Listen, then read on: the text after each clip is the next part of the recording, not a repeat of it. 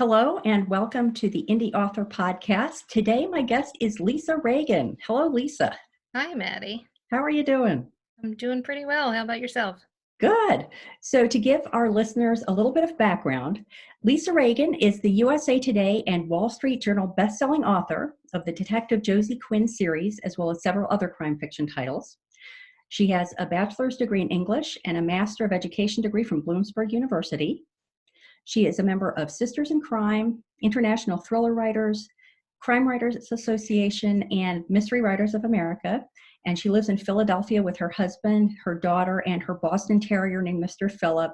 And if for no other reason, you have to follow Lisa on Facebook just for Mr. Philip and for his Monday mood. Mr. Philip's Monday mood, right?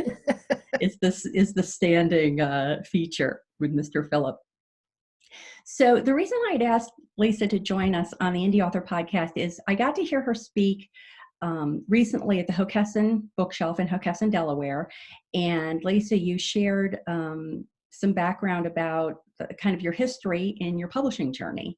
And Yes. I realized that it's not something that people get to hear about a lot. You know, maybe a couple of their close author friends, they get to hear how they got to where they are now. But in a lot of cases, it's sort of a black box and it's very mysterious. And so you were generous enough to offer to share that story again with our listeners and allow me to jump in periodically with questions. So Sure. I really think I'm just going to, open the floor to you and ask you to tell us how you got from, your very first foray into the publishing world to being the best-selling author you are today. Okay. What do you want me to start with the agent search? Yes, that would be great. Okay. So, I believe it was April of 2006. I had finished a draft of Finding Claire Fletcher, which would, go on to become the first novel of mine that was published. And I thought, this is something that might actually be readable.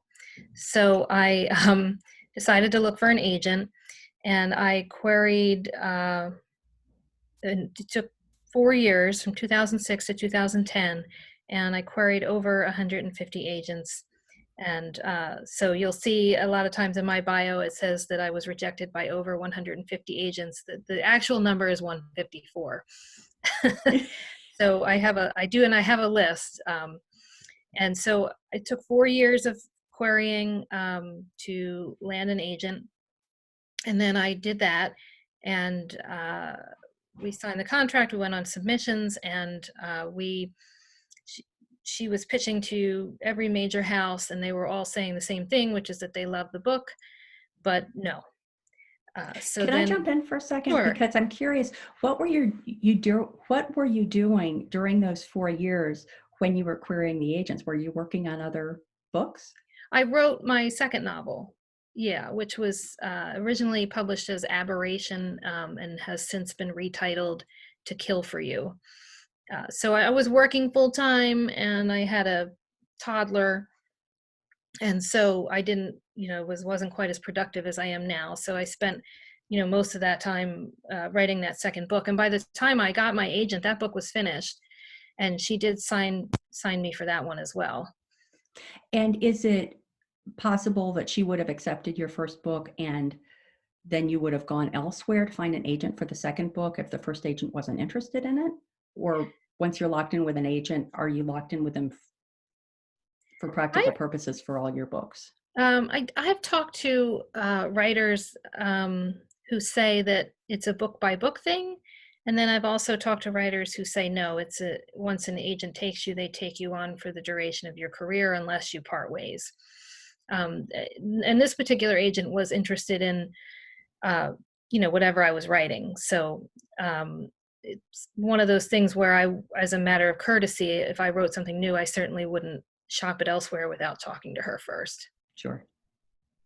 So we went on submissions. The publishers loved the book, but they didn't want to publish it. And then we went to smaller presses, like medium-sized presses, smaller presses. Everybody said the same thing. This book is a home run. This is great. It's really strong, but we don't want to publish it.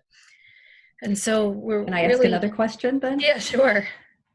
As you started working through, as your agent started working through the list of publishers she was taking it to, she, correct? Yes. Um, was there, when you started out, did you have a sense of, oh, I'm willing to go this far and no farther? And did that change as you worked your way through the list?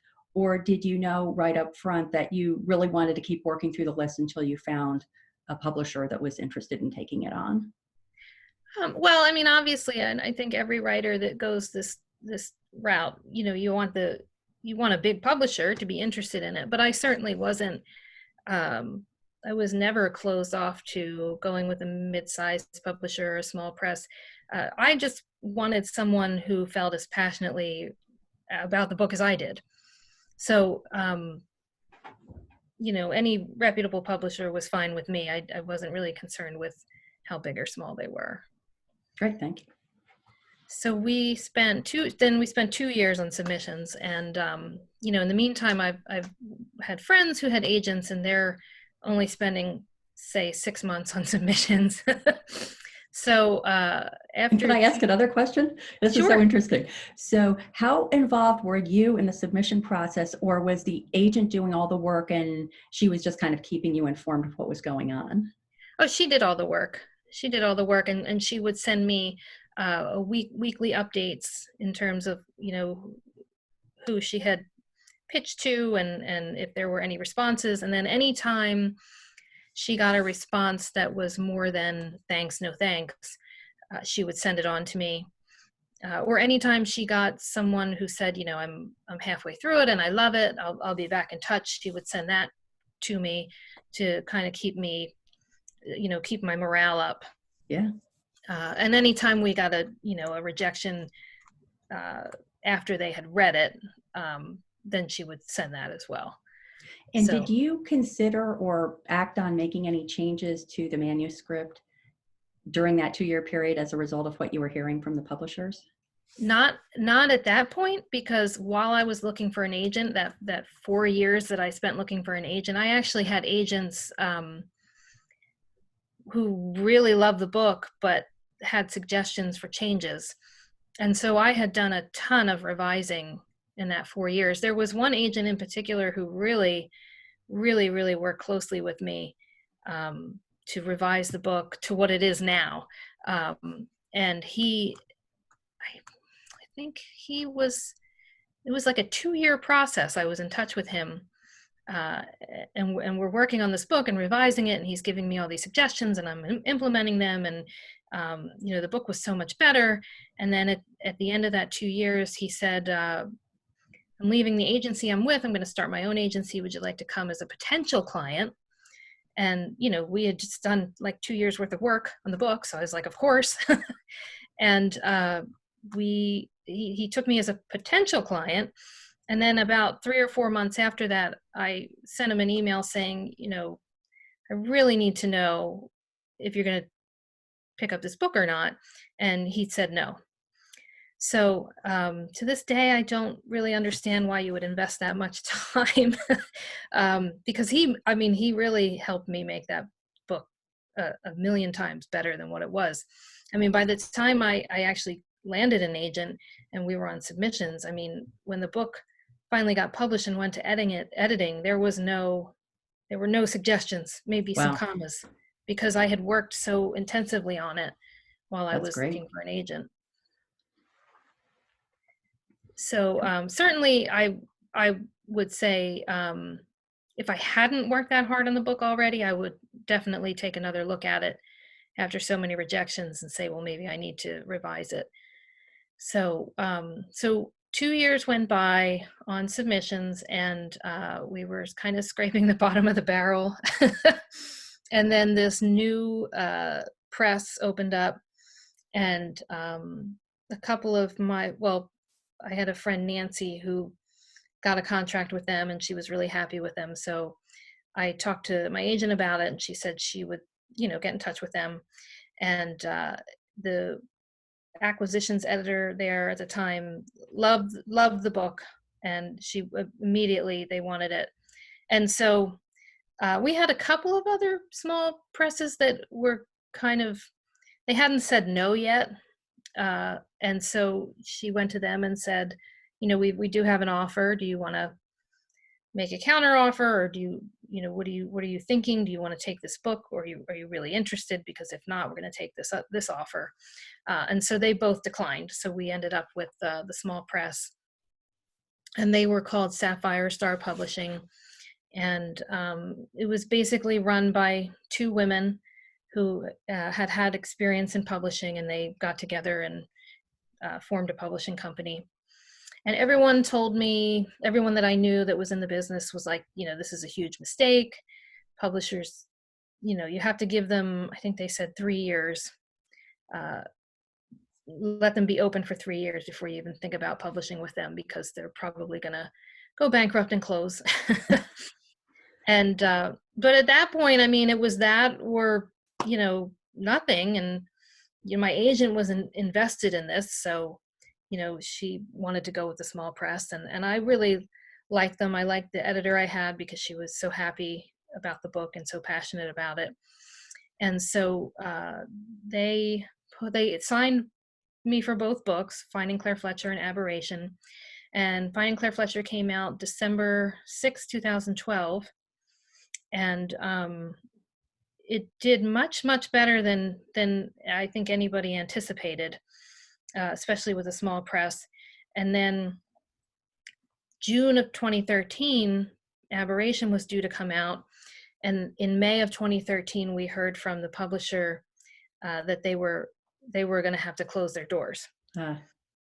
So what they did was they said to us, those of us that had books coming out, certainly we'll honor the contracts that we have, but we're not going to take on anything new.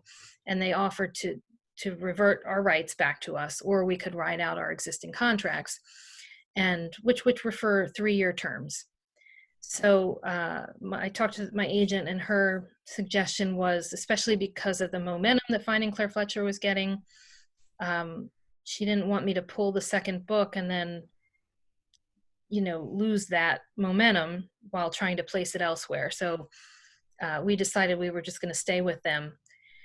And then Aberration came out, and that did okay. Not as good as Finding Claire Fletcher, but it did okay.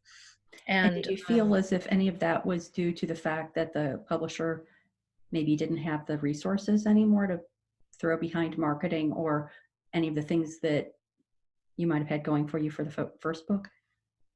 Possibly. But I think it had more to do with the constantly changing effectiveness of certain things. Like when Finding Claire Fletcher came out, the big marketing tool was Twitter. Twitter was huge, and Kindle Nation Daily was like back then the most expensive ad, which now BookBub makes that look dirt cheap. And they were just starting to reach out on Facebook. And so I mean, I did lose a lot of that with the second book, but kind of by the time Aberration came out, there were other things marketing wise that were bigger, and they just couldn't afford, they just didn't have the resources to tap into those. So I think it was a little bit of both. Just they didn't have the resources, and also the market changed, and the places that readers were going to find their books changed. So that made it kind of tough. So in the lead up to, and I guess this is perhaps more applicable to when you were looking for an agent than when you were looking for a publisher, but did you ever consider indie publishing? Oh, yeah, definitely. I did. And I think that was kind of the conflict I had with my agent, was that when we were getting to the bottom of our list of publishers with Finding Claire Fletcher, I mean, I would have been happy to self-publish it, but that doesn't benefit her in any way. Right. So that was kind of the problem. That was a problem for me. And actually what happened was, after Aberration came out, it was kind of like, what do we do next? Because this publisher is no longer taking books. And then I wrote Hold Still, and I went to my agent and I said, I'd like to look for a publisher, but I want, if we don't get any serious interest in 9 months, and I want this back to self-publish it. And she just wasn't willing to do that. So we were kind of at an impasse there. So at that point, I didn't sign with her for that book because I wanted the option to self-publish, and she just wasn't willing to allow that. So I ended up self-publishing that book, the third Okay. book. And by then I had a pretty decent following. I mean, I think it was out for 2 months and I had sold 5,000 copies. Yeah, that's great.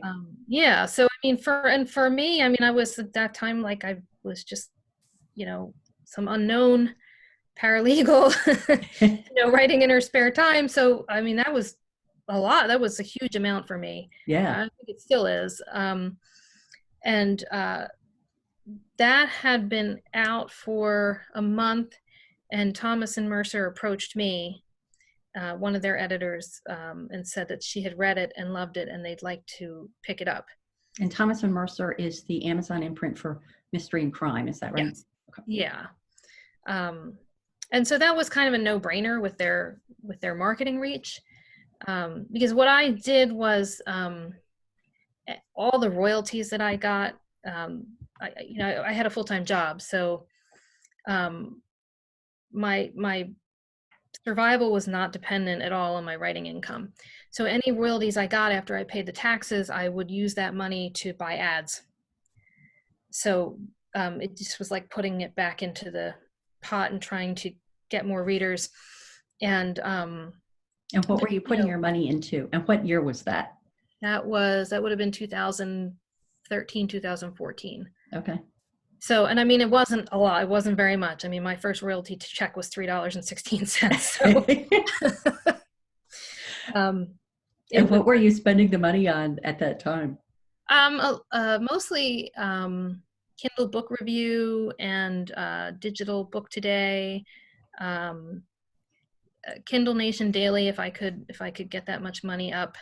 And then, I did look at BookBub when that became big, but I, never could afford that, at that time. So, yep.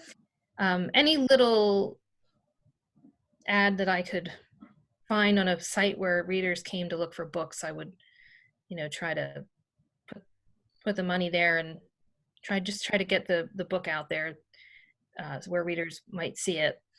I think it's interesting that you, even though you had a publisher, were needing to invest money yourself in the advertising. I think it's starting to be an accepted thing that having a publisher doesn't absolve you of responsibility to do marketing activities. Right. But I don't know if it's always so clear that it also doesn't absolve you of investing marketing dollars.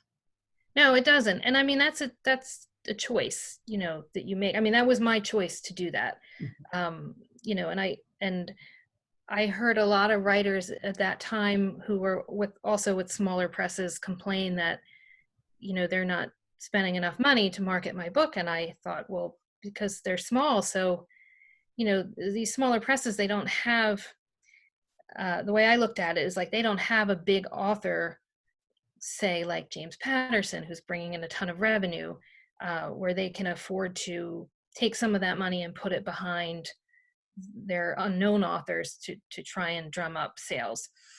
These are small presses that, their whole list is, mid-list or unknowns. So they just don't have the money necessarily to invest in advertising. Yep. So that was a choice that I made to do that because, like I said, to me, I didn't need that money to survive at that time. So I just had this idea that I would just keep reinvesting it into the books. Great. And so Thomas and Mercer had picked up Hold Still. And, like I said, it's Amazon.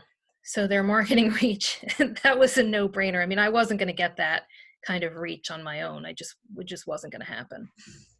So I signed with them, and, it was a dream working with their editing team. I mean, they were wonderful. They're very author-centric.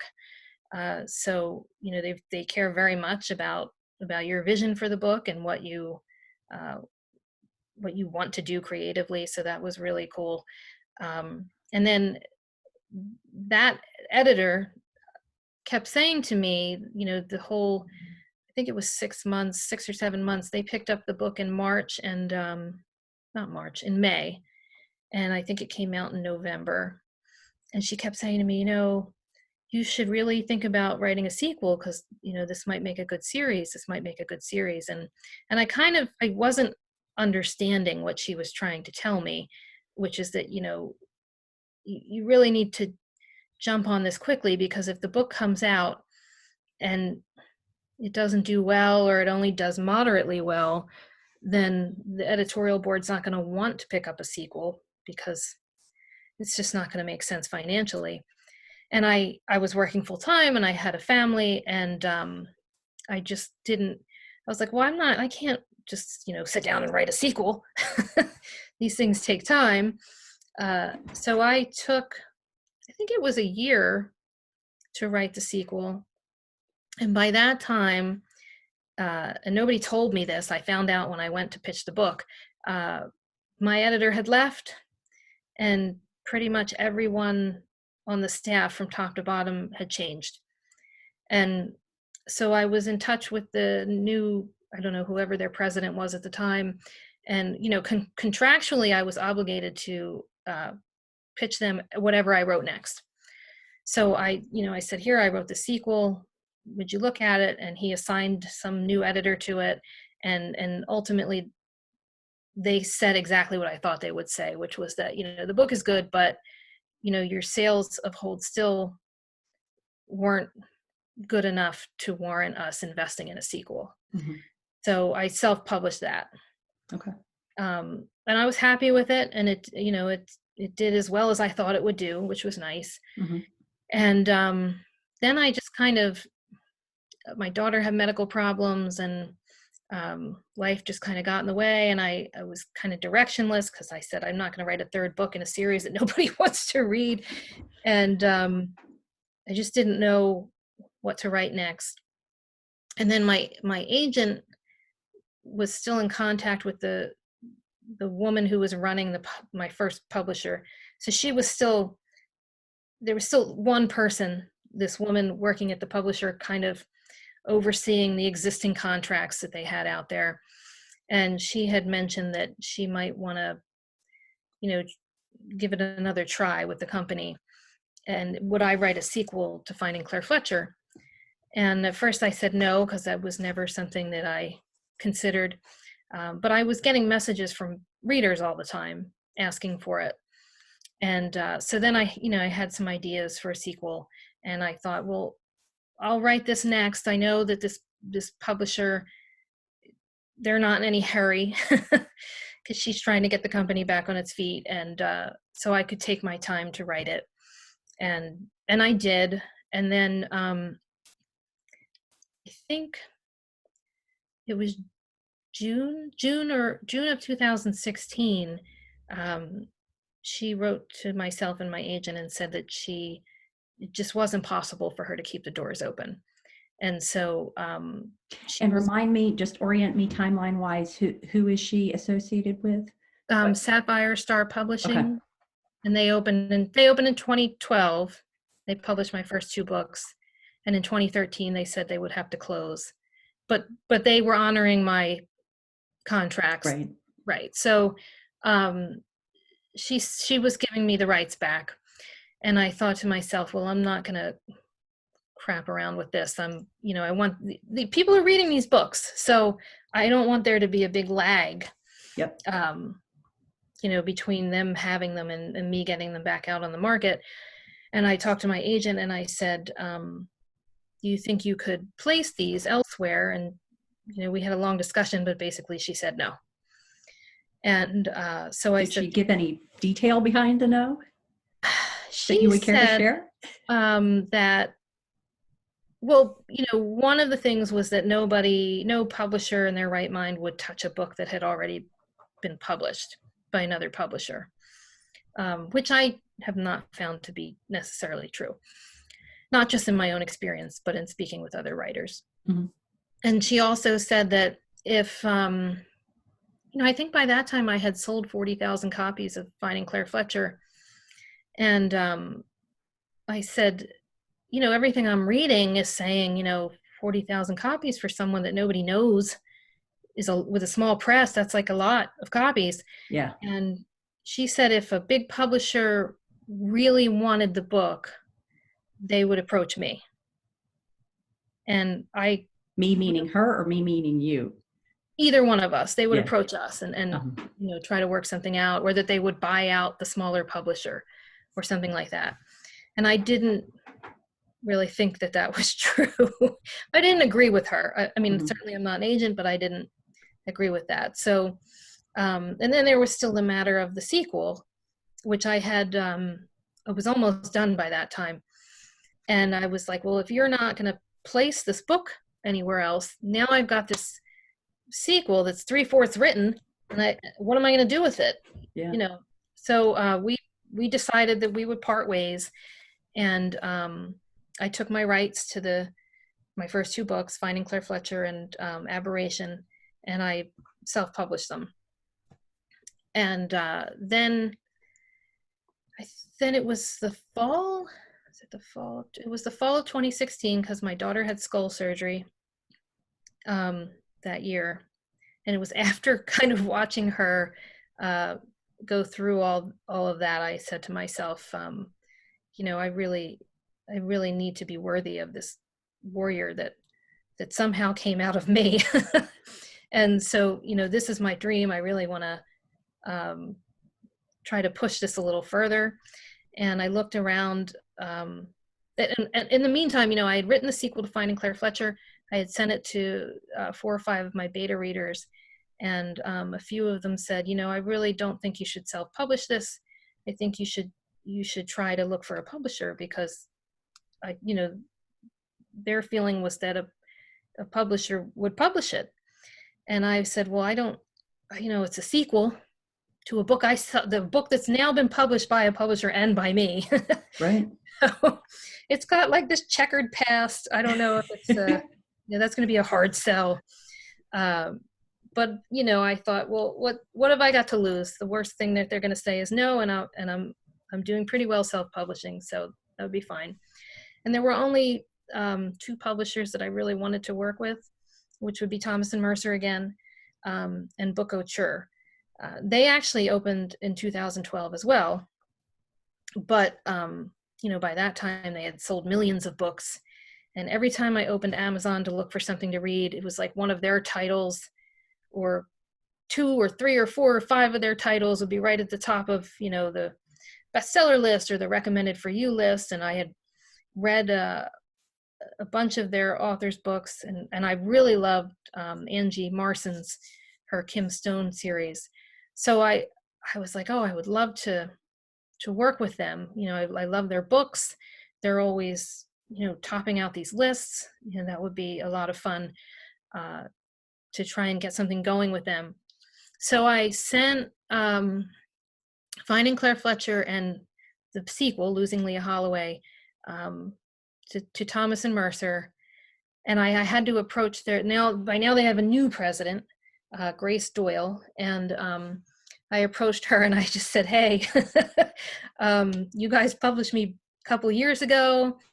I explained to her the situation, and she was just awesome. She was so gracious and very welcoming, and she said, no problem, I'll take a look at this and see who I think the best fit is. And she assigned an editor to read them to see if they wanted to acquire them. And then I didn't hear from them for a couple of months, which is the way of the business. And then so at the same time I submitted them to Book Auteur, and the Book Auteur editor got back to me first, and she said that they weren't strong enough, but she really liked my writing and she thought I was really talented. And so she said to me, what else have you got? And so I sent her, she asked for my second book, which was self-published. So she read that and she didn't think that was really what they were looking for. So she's kind of like, what else is there? So I sent her like every half-finished book that I had. And then she still was kind of like, these aren't really a good fit, but I still want to work with you. And so then I just started writing proposals for ideas that I had, and I sent a proposal for what is now Vanishing Girls, the first book in that series, in the Josie Quinn series, to her, and she came back and said, "I really love this," because what she had said to me initially was, when we were going back and forth trying to decide what she was, what I could give them, that what they were looking for. She said they wanted to do like a rogue detective, someone who doesn't necessarily follow the rules, but he's got a strong sense of justice and he gets the job done and doesn't always color within the lines. And I said, well, I'd love to do that, but I want to write it as a woman. And she thought that was a great idea. So then I sat down and wrote the proposal for Vanishing Girls. I sent it to her, and she really liked it. And she said, if you can write this quickly and give me a proposal for 2 more books in the series, then we'll talk. And I said, what okay. did the proposal look like that you sent her? Like, how detailed was it? How long was it? It was 10 pages, single spaced. And it was basically, it was the whole book from beginning to end, almost chapter by chapter. But a lot of it was still pretty undeveloped. So, like if I were to do that now, it would be like 30 pages. But then it was about 10 pages long. Mm-hmm. And so I sat down to write that. And this time I was like, I'm not going to let this opportunity slip away like I did with the sequel for Hold Still, where this editor was like, listen, you really need to write a sequel. And I was like, do-de-do-de-do, So I'm furiously writing it. And in the meantime, Thomas and Mercer comes back and they say, oh my God, we love these books. They're very, very, very strong.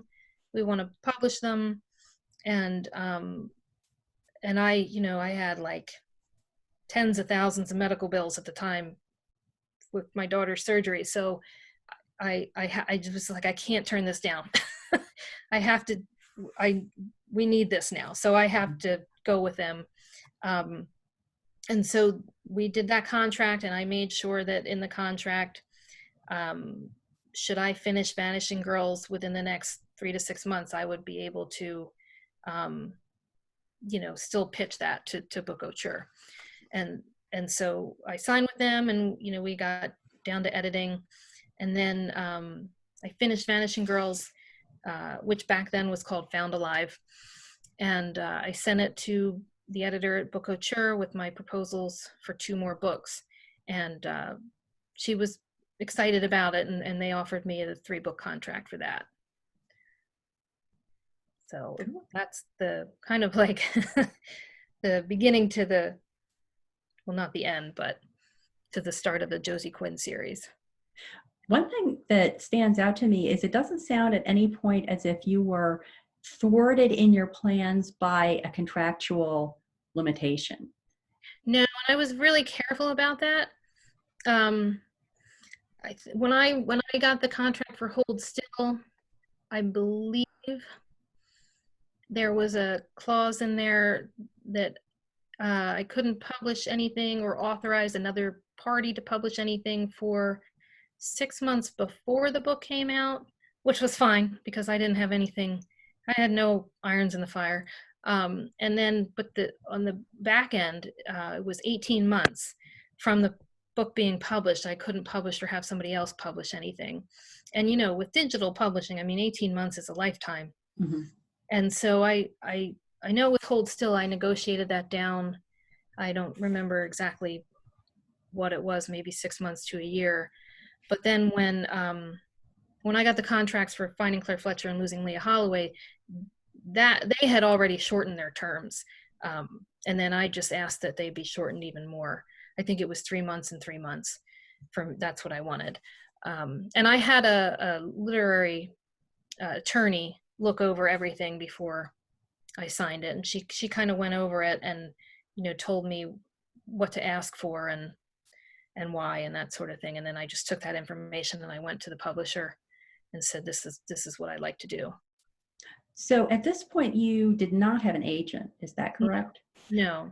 And so if you had still had the agent, would the agent have been doing some of that legal review for you, or would you have still gotten an independent legal review of the contract before you signed it? She would have been doing all that, but I worked for a lawyer, so That I helps. probably, and I'm a little bit of a control freak, which is another reason I don't have an agent. I probably would have insisted on a third party review anyway, just because, Mhm. having worked in the legal field, I really feel the need to cover those bases. But, my understanding is that it's the agent's job to take care of all of that. And, they're looking at contracts every day. Right. So they know what to look for, what they needs to be negotiated and what are red flags. And it's my understanding that that's what they're getting paid to do. And it sounds like when you got a lawyer, you got a lawyer who specialized in the literary field. How did you go about finding that person? Just Google.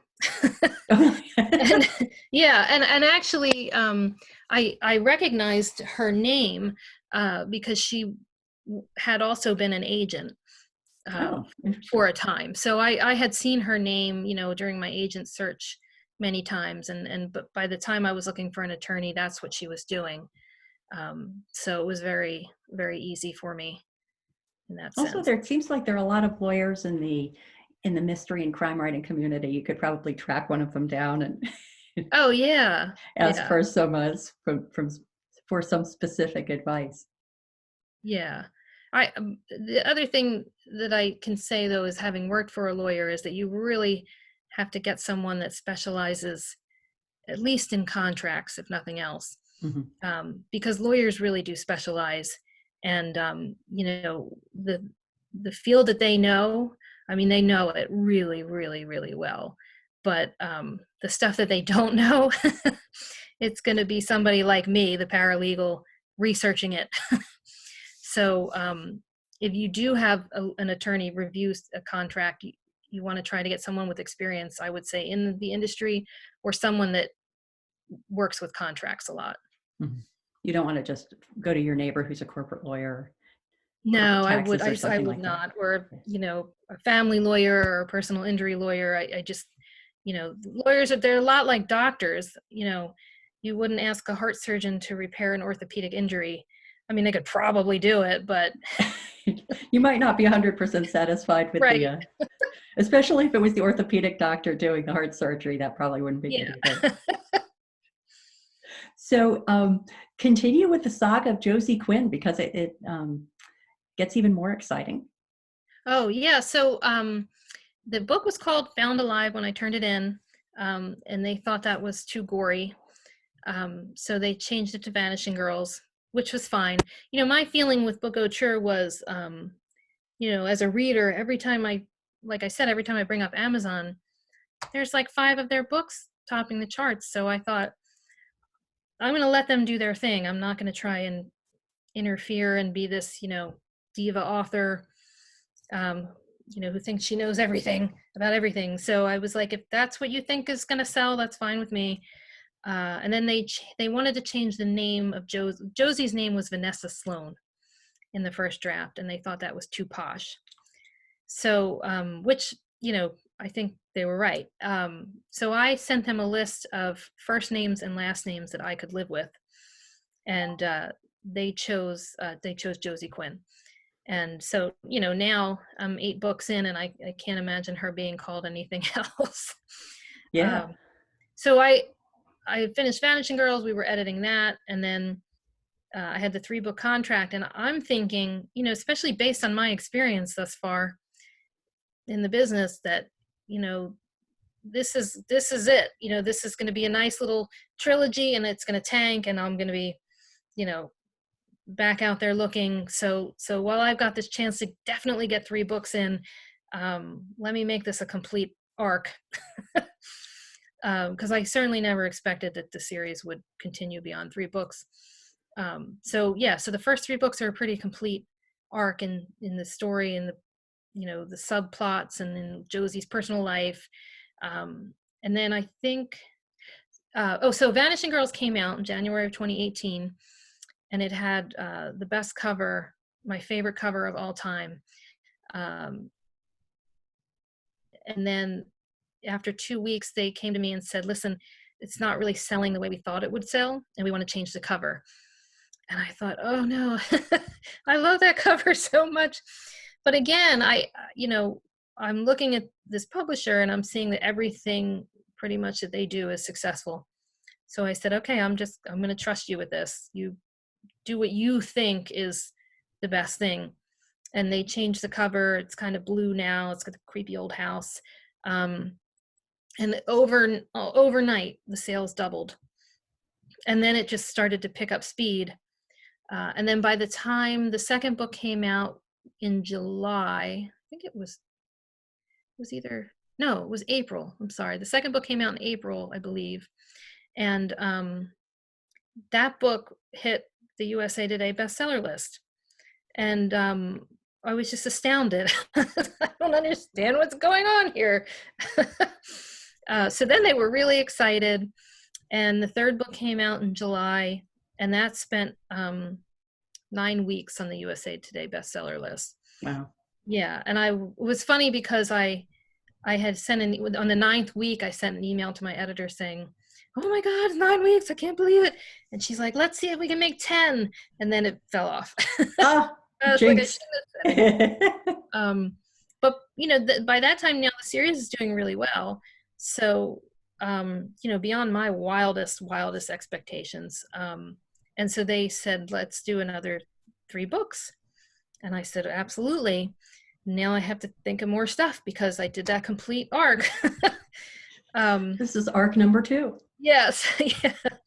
So, we're just moving forward. I'm just writing away. And I think all of the books hit USA Today bestseller list. And I think all but one of them reached the Wall Street Journal bestseller list in fiction ebooks. So then at some point, the publisher came to me and they wanted to do a longer contract. So that was for 6 books.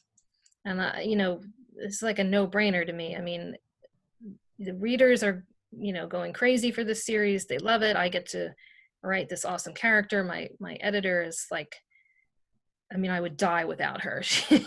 She's the best editor. I don't know that I could write a book without her now.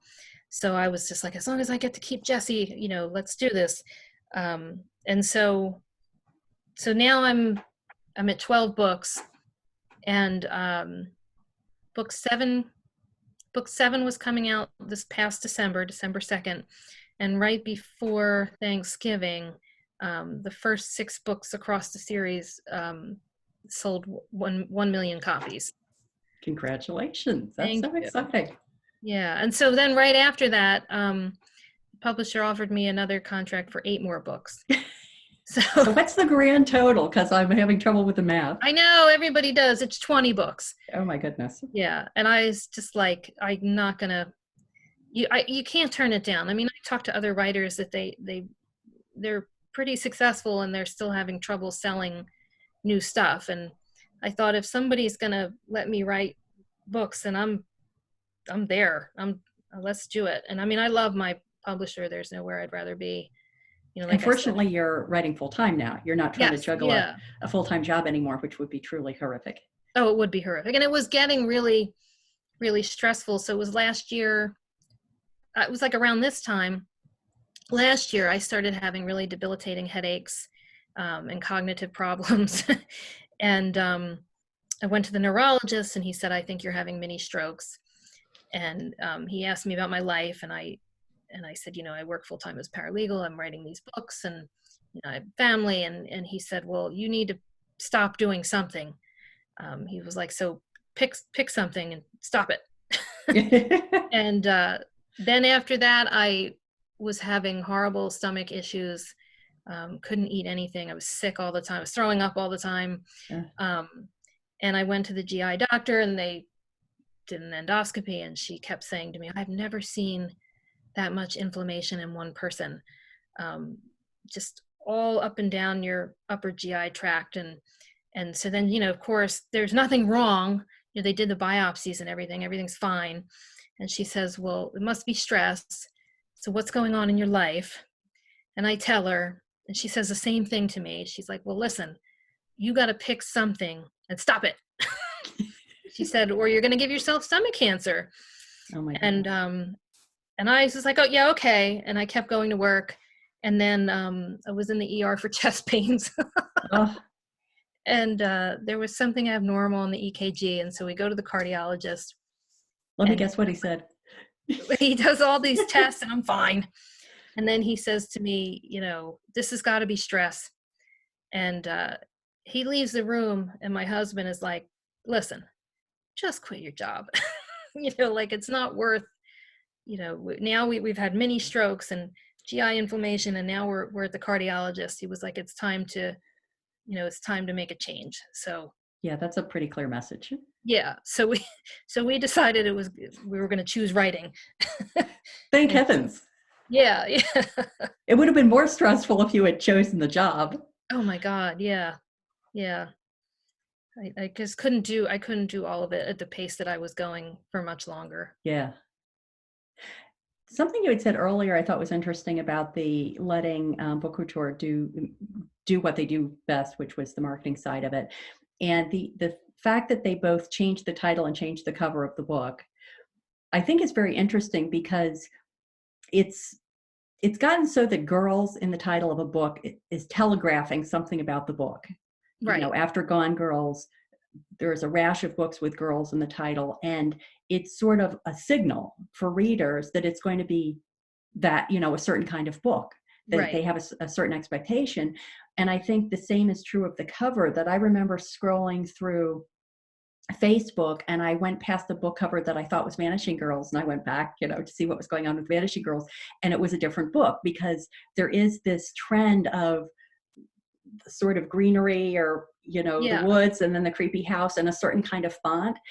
And I think what's really interesting about that is that as an author, and each author's baby is unique, and you want something totally unique to wrap your baby in. But from a marketing point of view, I think that those sort of conventions are conveying a very important message to readers, and readers are glancing at books on a shelf, or they're glancing at thumbnails on Amazon, and those kind of signals that this is that kind of book right. are really valuable. And a lot of times an author can't bring that perspective to their own book. It takes somebody else to Yeah. knowledgeable about it who can bring that perspective. It's true. Even I was kind of resistant because I really loved the cover that they initially did, and I thought it was really different and unique and creepy. Um, but and the funny thing is that somebody said to me, a friend of mine, I forget who it was now, but she also writes in this genre, and she said to me, "Oh, you'll either get the creepy house or the woman in the red jacket running away." and I and I was like, that's true. I do see those all the time. And I think you're right. Like as authors, I don't know. I think we're just a little too indulgent. I think, we just want everything to be super duper special and unique and original. And sometimes the hard truth is just that doesn't necessarily draw readers. I mean, there are certain things that draw certain readers to them that catch their eye. And so, maybe your book looks like, 10 other books, but if it's drawing readers to it, if they're reading the description and maybe clicking to buy it, then, you know, I don't see anything wrong with that, because ultimately, we want people to read our stories. Absolutely. The other thing I thought was interesting is some of the timelines you were describing are very fast. And at least in the indie community, and even in a lot of times in the traditional community, there's this sense of the long elongated time frames that are involved in traditional publishing. And yet you have a couple of examples where your publisher was able to really turn on a dime, in a couple Yeah. of weeks, have a whole new cover, have a whole new Yes. approach for it. And so that's sort of heartening to hear that. I think that the traditional publishing is learning some important lessons from indie, just as indie learns important lessons from traditional publishing. And I think that need to turn quickly in those circumstances is an important lesson. Oh, I think it is too. And the longer that I was with Book Auteur, and I'd seen them change titles, even like they would put a book up for pre-order, um, other authors, and if it wasn't performing to where they wanted it to, they would even change the title before it was released. And then I look back and I realized, if you look around traditional publishing, I mean, they you know you, they get this book ready and they kind of just slap a cover on it and push it out into the world, and however it does is how it does. There's no it I mean, of course, now with digital publishing, it is possible to quickly rebrand a book or do a new cover or new title, but um, it's not really that possible in traditional publishing. I understand that, but I really think this idea that if something's not working, let's try something else is really valuable, um, especially to writers. And if you, I mean, and what happened was after I saw that, I looked at my backlist, and I mean, I only two books I really had control over were Aberration and Cold Blooded. And Aberration had really never done that well, and nobody could ever remember the name of it or spell it. And so I said, well, let me kind of do what Book Auteur does, and I'm going to rebrand it. I'll give it a new cover and a new title, something that's easy for people to remember. And I did that, and it went from, I think it was selling like, I don't know, 60 copies a month to selling 400 copies a month. Oh, no kidding. Almost like immediately. Wow. So yeah, so I think there's really a lot of value in rebranding, and I really like being with a publisher that is aggressive about, if something's not working, let's figure out what it is and try to change it. That's great. Well, Lisa, I appreciate so much you being willing to share the backstory of your journey through publishing. Thank you for There are having me. just a ton of lessons that we can learn from that. So let people know where they can find you and your books online. Okay, so the easiest place would probably be just to go to my website, which is www.lisaregan.com. It's lisaregan.com. And you can follow purchase links from there to anywhere you would like to purchase books. Great. Thank you so much, Lisa. It's been great. Thank you.